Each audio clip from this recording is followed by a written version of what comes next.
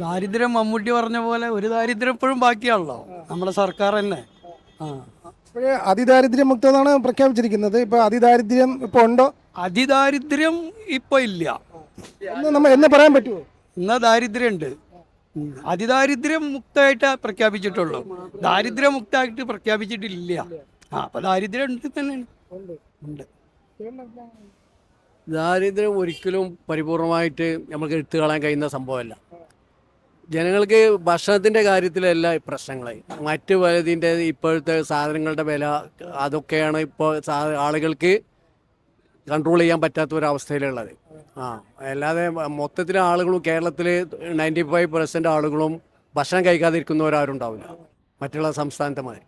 മറ്റുള്ള കാര്യങ്ങൾ കേരളത്തിലെ സാധനങ്ങൾക്കൊക്കെ വില കൂടുതലാണ്, എല്ലാ കാര്യങ്ങളും അതൊക്കെ കുറഞ്ഞു വരുമ്പോഴേ മറ്റുള്ളവർക്കും എല്ലാവർക്കും അതിൻ്റെ പരിപൂർണത കിട്ടുള്ളൂ.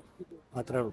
ഇപ്പൊ കേരളത്തെ അതിദാരിദ്ര്യമുക്ത കേരള സംസ്ഥാനമായിട്ടാണ് പ്രഖ്യാപിച്ചിരിക്കുന്നത് സർക്കാർ. അപ്പൊ അതിന് 100% അതിനോട് യോജിക്കുന്നുണ്ടോ, അതോ ഇപ്പോഴും ദാരിദ്ര്യം അതിദാരിദ്ര്യം ഒക്കെ നിലനിൽക്കുന്നുണ്ടോ? എങ്ങനെ യോജിക്കുന്നുണ്ട്. കാരണം വെച്ചാൽ ഇപ്പോൾ കുറേ ജീവനക്കാർക്കായാലും പെൻഷൻകാർക്കായാലും പെൻഷൻ ക്ഷേമനിധി പെൻഷൻ അങ്ങനെയുള്ള കാര്യങ്ങൾക്കായാലും കുറേ കൂടെ ഉയർച്ച വരുത്തിയിട്ടുണ്ടല്ലോ. 1600 എന്നുള്ള 2000 രൂപയാക്കി. അത് നമ്മളെ ഭരണത്തിൻ്റെ നല്ലൊരു ഭാഗമായിട്ട് തന്നെയാണ് കാണുന്നത്. എൻ്റെ അഭിപ്രായത്തിൽ കൂട്ടി കൂട്ടി അതൊക്കെ നല്ല കാര്യങ്ങളാണ്. അതല്ല നല്ല കാര്യങ്ങളാണ്. ഇപ്പം എന്തായാലും ഇത്രയും കാലത്ത് ഈ ലാസ്റ്റെങ്കിലും ഇത്ര നല്ല കാര്യങ്ങളൊക്കെ അദ്ദേഹം ചെയ്യുന്നുണ്ടല്ലോ. നല്ല കാര്യം തന്നെയാണ്. Okay okay. 101% 101% യോജിക്കണ്. ഇപ്പോഴും അതിദാരിദ്ര്യം ഇല്ലെന്നാണ്. വളരെ ചുരുങ്ങിയതായ ആൾക്കാർ ഏകദേശം ഉയർത്തിക്കൊണ്ടുവന്നിട്ടുണ്ട്.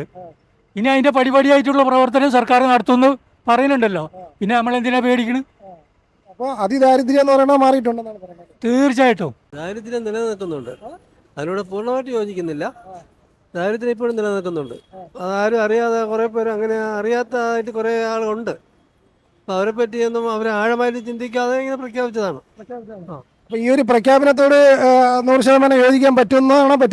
യോജിക്കുന്നു, 100% യോജിക്കുന്നില്ല. കുറച്ച് ഇപ്പൊ അതിദാരിദ്ര്യം മാറിയെങ്കിലും ദാരിദ്ര്യം ഇപ്പോഴും നിലനിൽക്കുന്നുണ്ടെന്നാണ് പറയുന്നത്. ഉണ്ട്. ദാരിദ്ര്യം അനുഭവിക്കുന്ന ഇഷ്ടം പോലെ ഉണ്ട്.